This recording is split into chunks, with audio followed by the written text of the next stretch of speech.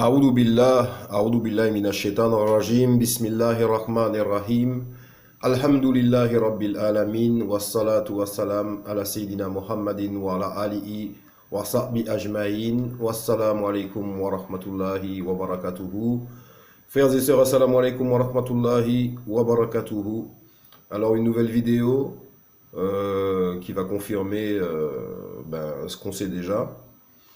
Et j'espère que les imams des mosquées de France, Inch'Allah, vont pouvoir tomber sur cette vidéo, même si je pense qu'ils sont déjà au courant de la mouise dans laquelle on est. Et donc cette vidéo, c'est une vidéo où le président Emmanuel Macron va parler de la laïcité, de qu'est-ce que c'est. Et bien évidemment, il va surtout parler de l'islam, puisque c'est surtout nous le problème entre guillemets. Donc le frère Mamar Medmati a déjà évoqué le fait que bien évidemment on n'était pas chez nous ici, donc nous ne sommes que des invités, donc on doit se comporter en tant qu'invité. Et donc le président, à travers son discours, il va pas le rappeler directement, mais bon, c'est ce que c'est. Donc nous aujourd'hui qui n'avons ni police, ni armée, ni on n'a aucun type de pouvoir, sauf la foi qu'on a en Allah Azza wa Jal. Il faut qu'on s'organise pour trouver une solution, puisque nous, on n'est pas là pour imposer la religion d'Allah, c'est une évidence, puisque Allah, il guide qui il veut. Donc nous, alhamdoulilah, on est déjà guidés, mais il faut trouver des solutions pour sortir de Sodome et Gomorrhe. Alors sortir physiquement, ça serait le mieux, bien que presque impossible, puisqu'on n'est pas unis. Mais sortir au moins par la niya déjà, ça serait déjà pas mal pour que ça ait certaines répercussions sur justement le physique, pour que les gens n'aillent plus dans les mosquées, pour que les gens arrêtent d'alimenter ce système qui ne profite qu'au gouvernement, puisque les musulmans donnent de leur sueur, de leur effort, de leur contribution, pour alimenter le système où le gouvernement, lui, lutte dans une autre voie que celle d'ordonner le bien et d'interdire le mal. D'une façon générale, d'une part, et encore moins dans la voie d'aider les musulmans. Et en France et à travers le monde, c'est-à-dire leur faciliter la pratique de leur religion et tout ce qui s'ensuit. Donc, j'espère que ça va ouvrir les yeux sur les gens qui ne connaissent pas encore le travail du frère de Mamar Medmati, sur le fait que, comme j'ai déjà dit dans d'autres vidéos, c'est un frère qu'il faut suivre et il faut aller regarder son travail, ses vidéos sur sa chaîne et sur les autres chaînes des gens qui ont repris ses vidéos. Voilà, parce que encore une fois, à mon sens, c'est un frère qui est absolument nécessaire pour notre bonne compréhension d'une part de la religion et surtout pour éviter les petits pièges qu'on a à droite à gauche par rapport aux innovations nombreuses qu'il y a eu dans notre magnifique religion. Donc je mets la vidéo, Inch'Allah.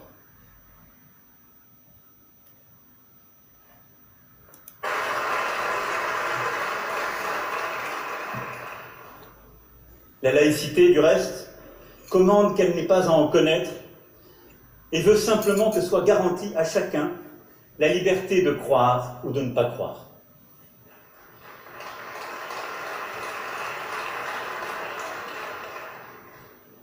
Mais il y a une lecture radicale, agressive de l'islam, qui se fixe pour but de mettre en cause nos règles et nos lois, de pays libres, de sociétés libres, dont les principes n'obéissent pas à des mots d'ordre religieux.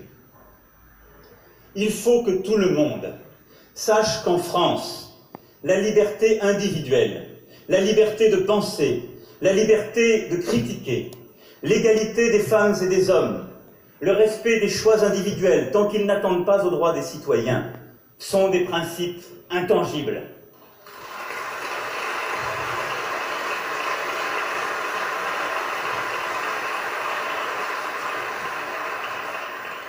Il faut que tout le monde sache que nulle mise en cause de ces principes ne peut être acceptée sur le fondement d'un dogme religieux.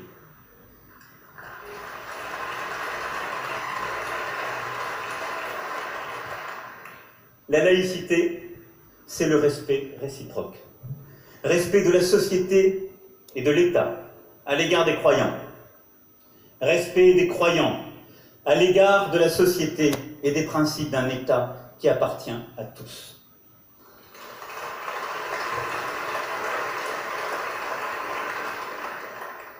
Et je sais que l'immense majorité de nos concitoyens musulmans le savent, le partagent, l'approuvent et sont prêts à participer à cette affirmation de notre République. C'est pourquoi, dès l'automne, nous clarifierons cette situation en donnant à l'islam un cadre et des règles garantissant qu'il s'exercera partout de manière conforme aux lois de la République.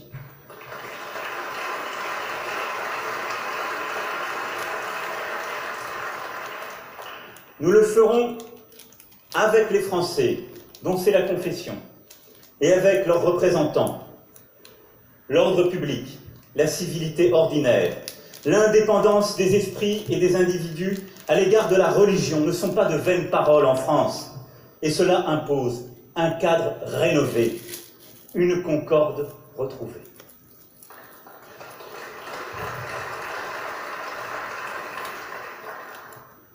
Cette démarche avait été différée, au don de cette idée que tout se vaut, et qu'au fond, notre pays n'est qu'un assemblage chaotique de traditions et de cultures. Sur ce terrain n'ont grandi que l'insécurité morale et l'extrémisme politique. Il est temps, pour la République, de se ressaisir de la question culturelle et considérer de nouveau comme de son devoir de faire émerger non une culture officielle, mais une culture partagée. Si l'école est le creuset de cette culture commune, la société en est la caisse de résonance. Et nous devons œuvrer ensemble à rendre à la France cette voix, ce timbre, ce regard qui toujours a fait sa singularité, qui sont la confluence de mille rivières, mais qu'on reconnaît au premier coup d'œil. C'est pourquoi nous faisons tant d'efforts pour le patrimoine. C'est pourquoi nous nous battons pour la langue française partout à travers le monde. C'est pourquoi nous voulons une politique culturelle qui ose dire qu'il y a des expressions plus belles, plus profondes, plus riches que d'autres, et que notre devoir est de donner le meilleur à tous nos compatriotes. C'est cette politique de l'accès à la culture par l'école et tout au long de la vie, et sur l'ensemble de nos territoires. C'est pourquoi, enfin, nous devons prendre soin de nos auteurs, faire qu'ils soient rémunérés de manière adaptée, et défendre leur situation en Europe, où des victoires ont été emportées, mais où le combat continue. Nous ne voulons pas une culture officielle, mais une culture française, plurielle et vivante, qui puisse continuer à s'épanouir et à rayonner. Nous voulons continuer à produire un imaginaire français.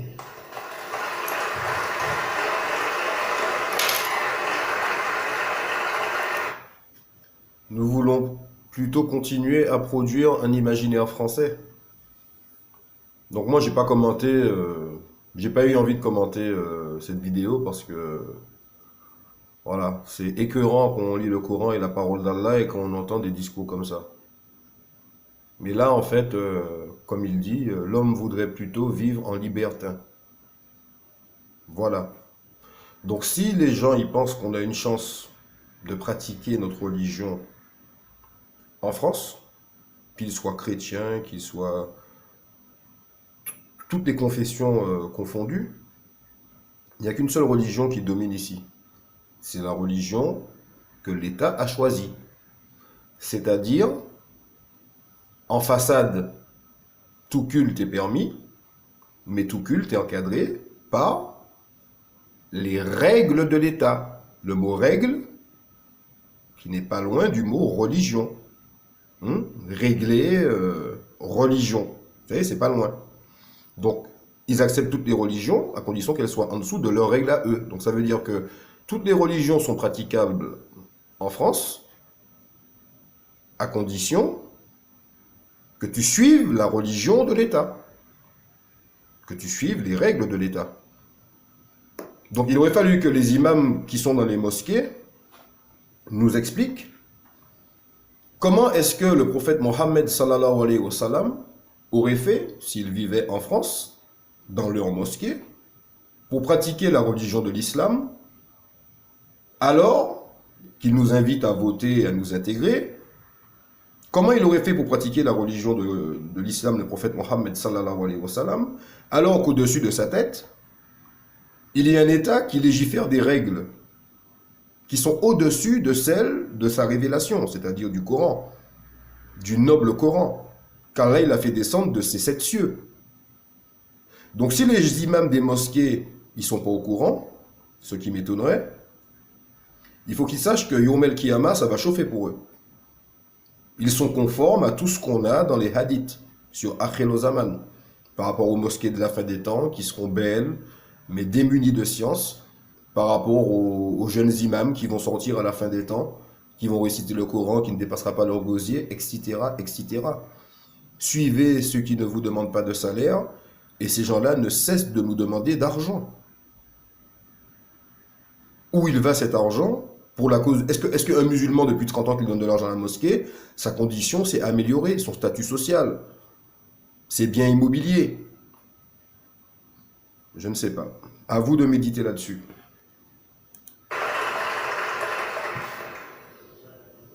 Cet ordre républicain, enfin, se construit dans la cohésion nationale et donc dans le rapport à l'autre, l'étranger.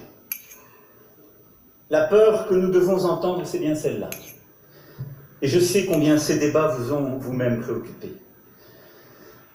Et je pense que ce sujet ne peut être réglé ni dans l'émotion qui crée la confusion, ni dans la fermeture et le repli nationaliste qui ne permettent de régler durablement aucun problème. Nous devons, sur ce sujet encore, nous montrer fidèles à notre Constitution, qui protège de manière inconditionnelle ceux qui demandent l'asile, mais impose des règles précises à ceux qui, pour des raisons économiques, quittent leur pays pour rejoindre le nôtre. L'ordre républicain. Donc voilà, c'est ce que le frère Mamar il a dit dans certaines de ses vidéos. Nous sommes ici en tant qu'invités. Donc, quels que soient les motifs pour lesquels on est ici, que ce soit parce qu'on a tiré sur un pays, il y avait la guerre, nos parents ont dû venir, et puis au fil du temps on est né là, machin, quels que soient les motifs, on est des invités. Et tout musulman qui connaît sa religion, il sait très bien qu'il ne peut pas pratiquer l'islam ici, s'il lit le Coran régulièrement et s'il étudie sa religion. Puisque c'est un devoir pour le musulman, pour tout musulman, que d'étudier la science. Puisque vous ne pouvez pas adorer Allah sans le connaître. On ne peut pas dire la ilaha illallah, on ne sait pas c'est qui Allah. Donc vous êtes obligé de connaître le tawhid. Et vous êtes obligé de connaître ce qui annule le tawhid. Puisque ça c'est le béaba.